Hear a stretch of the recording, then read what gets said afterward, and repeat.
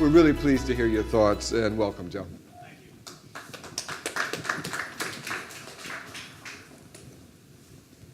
All right. Thank you, everyone, for being here today. Looking forward to taking up your time here after lunch. Hopefully, everybody can stay awake. I'll try to keep it brisk. Really excited to be a part of this event. Google Cloud has been partnering with BrightInsight for a while now, and we're really excited to share. I think it was covered earlier, but BrightInsight was awarded Google Cloud's Healthcare Partner of the Year this past April at our Healthcare Next event. So it's been a really productive and exciting partnership. Thanks for the great introduction. I'm really excited to talk to you a little bit about what Google Cloud is doing in the healthcare and the life sciences space, and particularly how that resonates with the partnership we have with BrightInsight and where we're taking that going forward. I want to start off by spending a little time just talking about our overall mission. Why do we actually have a team in Google Cloud that is focused on healthcare and life sciences? And broadly, the mission of our team is to enable healthcare and life sciences organizations, institutions, be able to organize their information, make it accessible, secure, useful, with the goal of improving the health and healthcare of people and communities globally. I called out a couple different points in there, and I just want to talk to them a little bit more specifically. When we talk about organization, what do we really mean by that? What I mean by that is helping organizations out there basically ingest, normalize, and join that data. So they're able to take lots of different data sets, bring it together, and be able to join it in useful and meaningful ways. Accessibility, this is another real core area of focus and interest for us. And what we're doing in this space is really supporting open standards, working with industry standard APIs, really trying to drive a lot of the interoperability efforts to allow that data to flow between two different systems, and also working on how do we enable discovery of data once it's come to cloud. Security, I couldn't not be talking about this at a healthcare conference. I heard it called out a number of times this morning. We're really looking to lead the industry in security, privacy, and compliance, and really doing that from the endpoint in which you interact with the system all the way to the data center. I'm going to spend a little bit more time talking about that coming up. And then lastly, what we want to do is we want to make the data useful. It's kind of the whole point of, we have all this data, let's actually do something with it. And so our focus is how do we give people the power to generate those insights, and then ultimately have those insights translate into action through leveraging Google's expertise in analytics and machine learning.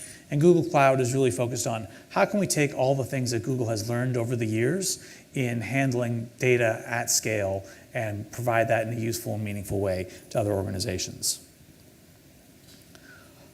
It's a high-level overview of kind of what I want to talk about. I'm going to start off by spending a little time on security and compliance.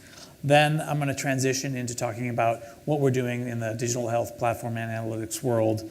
And then finally touch on how we think about deep partnerships, and in particular our partnership with BrightInsight. Starting off with security, I think it's really important to emphasize that the threat is real. There are healthcare organizations, institutions are subject to at least twice as many attacks as most other vertical industries out there from a cybersecurity standpoint. And the cost of a data breach is quite large.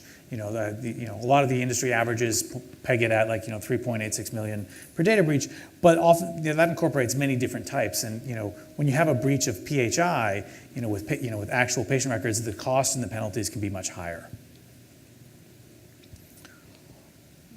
I want to briefly touch on why is healthcare actually a greater target than other types of industries. The first is that healthcare data is rich data. Not only is it very large in volume, but it's also very large in value. The resale value of healthcare data is actually a lot higher than other sensitive information out there. And this comes from a couple reasons. One, you can sit on this data for a really long time and it still has value. Healthcare identity fraud is much harder to detect than general identity fraud. And you can't change your medical history in the same way that you can change a credit card number. So these losses are really quite important. Healthcare is also at risk because of all the legacy systems that are out there. And this is particularly important in the regulated space where many of these systems were codified into the approvals that they had. So you can't just trivially swap them out and change them over time. There's a lot of work and effort that needs to go into that. And then the last one is downtime affects patient safety. And as a result of that, healthcare institutions are much more likely to pay a ransom to get access back to their systems, because the thought of having a hospital system offline or your EMR down or access to those tools has real significant negative consequences. We saw this almost 2 years ago when the NHS was blocked in their ransomware attack, and they actually had to turn people away from EHRs. I don't believe anybody actually has proven any deaths related to that, but there was definite downtime in terms of actual availability of emergency and surgical services. Traditionally, most people take a fairly traditional approach to security, and that is, I'm going to build a hard exterior around all my sensitive data. I'm going to build a moat and keep everybody out. So all the bad guys are on the outside, all the good stuff is on the inside. That's great until you break a hole in that. And then anybody who gets through gets access to your soft yoki interior, and there's nothing else you can do about it.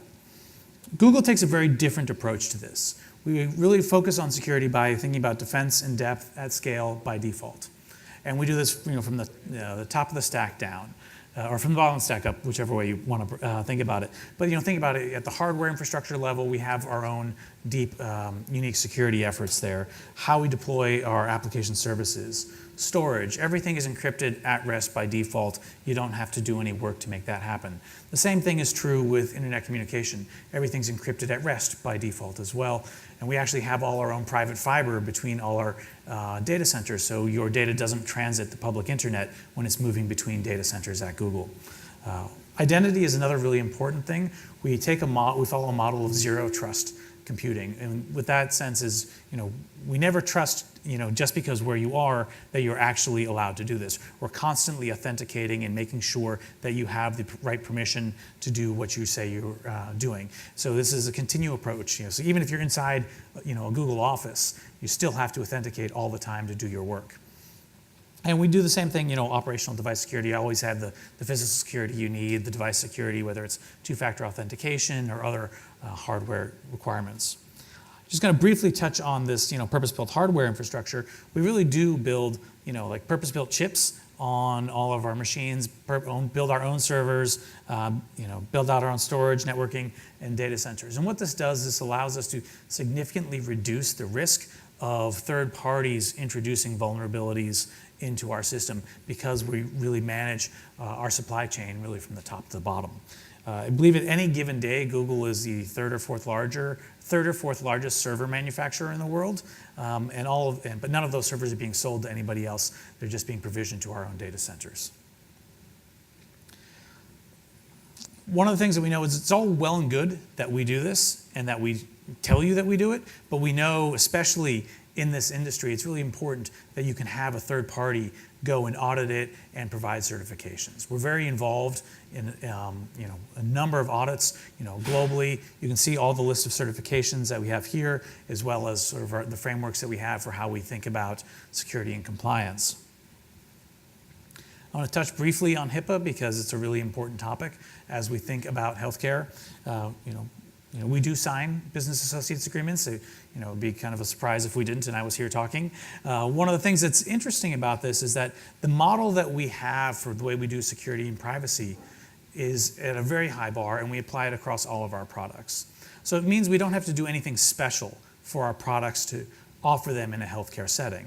So when we have a specific product, you are using that product and it has the security and privacy bars that allows us to use it in a healthcare setting, but it's not different. And so that way you can use it anywhere. It's not a specific region that you have to use. It's not a special flavor of that version. All those capabilities exist globally. One of the things I want to touch base on briefly now is some of the tools that we're actually providing to help people do interesting things in the data world. And this came up earlier in some of the conversations I had about a lot of these applications are holding a lot of sensitive data.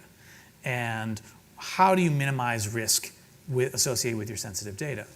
We actually have a tool called the Data Loss Prevention API. And what this tool does is it goes and detects sensitive information in your data and allows you, can either calls that out for you or allows you to redact and transform that data. It's a really powerful tool to help you share data sets in a de-identified fashion, but it's also a really great tool when you're thinking about application development. When you have a production application running in one environment and you want to run your application in a test environment, but you don't want anybody to have access to the identified data. So you can actually clone your production data to a test environment and run that through a de-identification process. This here slide is just a quick example of the kind of work where you have general data that had identifying information. It detects it, redacts it. It actually does. There are many other ways. You can do format preserving encryption. You can do time shifting. There are a lot of different capabilities besides just blowing away that information. We also offer a lot of tools out of the box for data protection in terms of just getting started in healthcare. So a lot of open source tools that make it easy for you to just get up and running, leveraging our best practices. And we really make those available broadly, especially to our partners. That was a kind of a whirlwind tour through security and compliance. Happy to talk about it more with others later. I want to touch on a little bit now digital health platform and analytics. And our goal really is to make it easy to get all these different types of data into the cloud and do interesting things with them in a secure, accessible way. When we talk about digital health, there are a lot of different ways to think about digital health. Two of the big ones that we see come up frequently is I am providing you with healthcare outside the normal clinical setting. That's one. And then the other is the provision of healthcare that is impacted by data that's generated from devices, wearables. And I'm going to touch on that in a little bit more detail here as we think about how we frame that. But one of the important things is with digital health is really relates to data. A lot of these tools are generating enormous volumes of data. And this is only increasing over time. When you think back to when we were just passing around some numbers and lab results, relatively small, clinical notes, also still relatively small. They're cumbersome and difficult to work with, but they're not huge. But as we begin to get into the imaging space, even x-rays are still, fairly manageable. But when you look at, wearable sensors, the continuous streaming of data has the potential to really explode. Same thing with 3D imaging. We're seeing a lot more interest in capturing video and just preserving that over time and getting intelligence out of those videos. And then also genomics. The size of genomic data is really exploding. We're looking at potentially exabytes of potential data being generated over time. And what that means is that and what this really means coming forward is the data is coming from many different types of modalities. A lot of different use cases. We're seeing it in prevention cases, diagnostics, therapy, treatment, and from both hardware and software origins. And what that means is that this amount of data is going to be enormous, and it's also fairly unwieldy. How you actually do any of this at scale is going to be a pretty significant challenge. And this is one of the ways where moving to the cloud really changes the way that you can interact with the data. And in particular, how Google is thinking about this. One of the things that we find is when you think about doing large-scale data analytics is there's sort of this dirty truth that you don't realize is that ultimately you're going to spend about 80% of your time doing infrastructure management, maintenance, standing up your architecture, your environment, how much storage do I need? What type of compute cluster do I need? And as a result of that, you spend most of your time, doing this infrastructure work, and very little of your time or very little of your cost is invested in, let me actually get insights from this. And this is something that Google learned a long time ago and built a lot of tools internally to abstract a lot of this away and kind of flip that 80-20 relationship so that most of that work is heavily managed, allowing you really to focus primarily on the insights that you can get from your data instead of from the infrastructure. And thinking about it also from different capacities. So how do we work from not only just a large sum of data that is delivered to you in a batch, but also from a streaming point of view. BigQuery is a really great example of this paradigm shift that Google has, where it's a fully managed, scalable data warehouse capable of ingesting data at petabyte scale, allowing you to do queries on that type of data in seconds to minutes, in ways that were really not previously available to people. But one of the things that's unique about that is that you just bring your data to it, and then you bring your questions to it. You don't have to tell it, I'm bringing a petabyte of data. You just bring a petabyte of data. It's there. And you don't have to provision, say, I'm going to need 40 VMs. Each of them has to have a terabyte of memory. And then every time you want to do a different type of question, you have to reprovision the cluster. It's all automatically managed for you behind the scenes. And it allows you to interact with a lot of the common tools and resources available to people that they're familiar with. So real big partner ecosystem in terms of BI intelligence. One of the things that's neat is that it allows you to generate these really cool surveillance dashboards. This is an example where we ingested data from multiple, a partner ingested data from multiple different EHR systems, but they also were able to pull in geo-based data. So pulling in latitude and longitudinal data to give a richness to the view, but also taking advantage of the fact that Google also publishes a lot of public data sets. So they're joining multiple of their own data sets, pulling in map data, pulling in public data for weather, particularly in this was temperature, snowfall for the region, to help give them additional insights into trends with regard to flu. And actually, in many cases were used to be a little bit more proactive in how they think about vaccination. Like where should they go and bring their mobile vaccination clinics? So I think this is a really great example of the different types of things that you can see when you have the ability to bring lots of data together and join it with multiple different unique data types. Moving on a little bit in the concept of having fully managed capabilities, one of the things that we're seeing is that most organizations, they have lots of internal data, they have a lot of internal systems, and they want to make them available to external organizations to work with or to build applications that interact with those. And the way to do that is by building APIs. The problem is API management is also kind of a cumbersome process in terms of making sure they're available, they're scalable, that you're handling billing right if you need to do that, uptime. And so this is a tool Google has called Apigee that does API management. And it has a specialization for healthcare, so for people who want to serve FHIR APIs. And a great example of this was actually work that was done at the Cleveland Clinic, where they used Apigee to basically build a FHIR API layer on top of their EHRs to allow them to build mobile applications and externalize a lot of the capabilities that they had in the EHR to their patient base. So really kind of transforming some of the way that they interact. While I'm on the topic of APIs, I want to touch briefly on the Cloud Healthcare API. This is a new product that we launched to beta earlier this year. And what it is it's an implementation of industry standard protocols and formats to basically help accelerate the ingestion, storage, serving of a wide variety of healthcare data types. In particular, HL7 v2 messages, FHIR data, as well as DICOM. Really looking at how do we make it easy for you to bring clinical information, whether it's images, records, notes, messages, to the cloud. And we actually saw this being driving a lot of interest. Like Fitbit was a great example where they're in the process of migrating to Google Cloud. And the availability of the healthcare API was a big driver for that for them because it allows them to have this bridge to clinical data and be able to think about, well, how can they connect to systems, store that data, and then join that with the wearable data that they have as they think about where they're going. The Cloud Healthcare API being a bridge is, really focuses, again, also into that theme of we want to make it easy for people to work with their data and do that management. So it has direct connections to tools like BigQuery, as well as tools like Cloud ML Engine to export the data so you can do analytics on it relatively quickly, as well as do model building. I want to provide an example of work that we're doing in model building here, or work that was done in model building here. So this is work that was done at Emory University. And they were looking at, how do they get better at predicting the onset of sepsis in their ICU?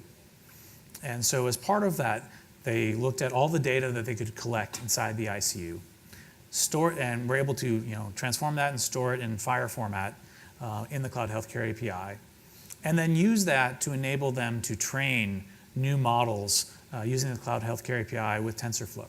And they were able to build models that were more predictive than, of the onset of sepsis in a window in which they could intervene than models that they had. What's great about this is so they're now actually, have had good success with this. They've received, government grants to expand on this and are reaching out to a number of other healthcare institutions to see if these, can be replicable outside of their institution or to train new additional models going forward. With a real long-term goal of making this available as a software as a medical device. And that, that it's a long-term goal, and it's an interesting challenge because, software as a medical device, is a regulated medical device. And the way you think about deploying that on the cloud really requires a lot of thought in terms of what are the processes under the hood. And so that's a real great transition point to thinking about some of our partnering. I want to talk now about the deep partnership we have with BrightInsight and how we're thinking. And one of the reasons that we're really excited about this partnership is that it provides this framework to help organizations build, deploy regulated medical devices with cloud as a back end. This is really kind of new territory for many people and exploring, well, what does it mean to have a cloud back end in a regulated medical device? So this has been a real key driver in our interest in this partnership. I'm not going to spend a lot of time talking about BrightInsight platform because I think a lot of it was covered earlier today. But this idea that you have templates for how you can build the applications that work with the devices, and then how do you get that data to cloud, do the management, get the analytics and insights, in leveraging the strengths that Google brings to the equation with the expertise that BrightInsight has in this environment. I'm just going to skip that there, but one of the things that we're thinking about is BrightInsight's built on Google Cloud, and they're able to build, and they take advantage of many of the products I had mentioned earlier, and they're really able to leverage a lot of the security, reliability, large-scale analytics capabilities that come with being native on Google Cloud. We're really excited for them to be building this and to work closely with them. That's why we have this strategic partnership, and a couple of the key facets of this partnership start with one, thinking about leadership and analytics in this domain, and we're really excited to partner with BrightInsight to help them build better analytics and AI offerings to be able to deliver to BrightInsight customers. We think there's a lot that we can really share and educate BrightInsight on, and with the tools that Google has built and how that can be leveraged broadly. Google has a great consumer experience, and I think there's a lot that we can learn from each other as BrightInsight is helping organizations build consumer-facing devices. And this last one here, change control, I think this is an important topic when you're thinking about medical regulated devices, because that how you're managing change with your devices and your systems falls under a lot of scrutiny, and the processes that you use there, and this can be challenging to do, in a cloud environment when you have a lot less control over the infrastructure in place. So this is one of the things that we've really been able to work together on. We're, as part of this partnership, we've been able to, and really, I think as part of this partnership, think about this concept of having a preview zone, where we're able to give BrightInsight access to this zone in Google Cloud, where they can get access to upcoming releases of Google in advance of their broader deployment, and allows them to run their application, their infrastructure in this environment to basically make sure that they can identify and prevent any unanticipated changes to BrightInsight's platform as a result of upcoming releases. It gives them greater ability to meet their service level objectives and understand their own reliability requirements, which then can be passed on to BrightInsight consumers as well. And one of the benefits for us is that because having them run in this environment, it also lets us know, our changes impacting some of their work. So it's a really exciting partnership, and we think it's a real key differentiator as we look forward into the healthcare and life sciences space for our customers. Another aspect of this partnership is deep engagement with a team we call Customer Reliability Engineering. Google has really been a big pioneer in the concept of reliability engineering. We actually wrote a book on it called Site Reliability Engineering, and we have a very large team. And the reason is, Google has 8 applications that have more than 1 billion users, and people expect them to be up. When you go check to see if you're connected to the internet, most people go to google.com to see if the internet is working. And so, google.com being down, Gmail being down, those aren't things people expect.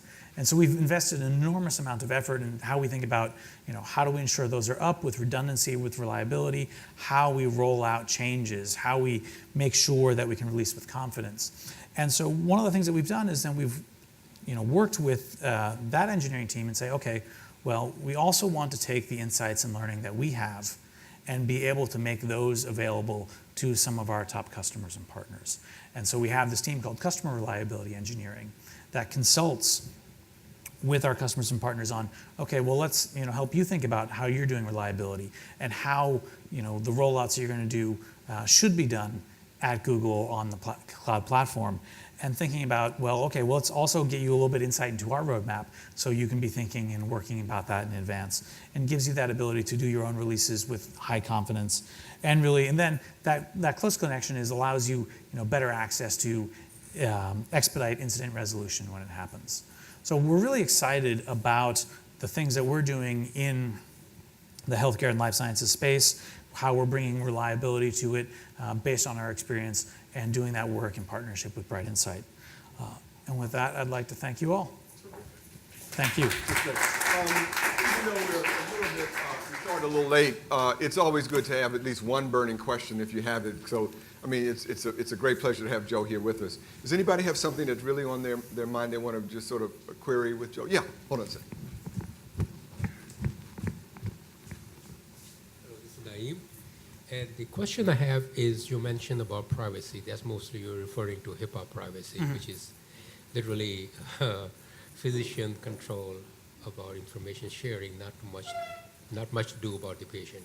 But moving forward in a global sense, so GDPR and all those other global privacy regulations coming out, and they are really not infrastructure related. They a lot more fall into the application space. So what's your approach to address those global privacy aspect of it? So it's an interesting question. Most of these regulations and requirements around privacy and compliance, they are shared responsibilities.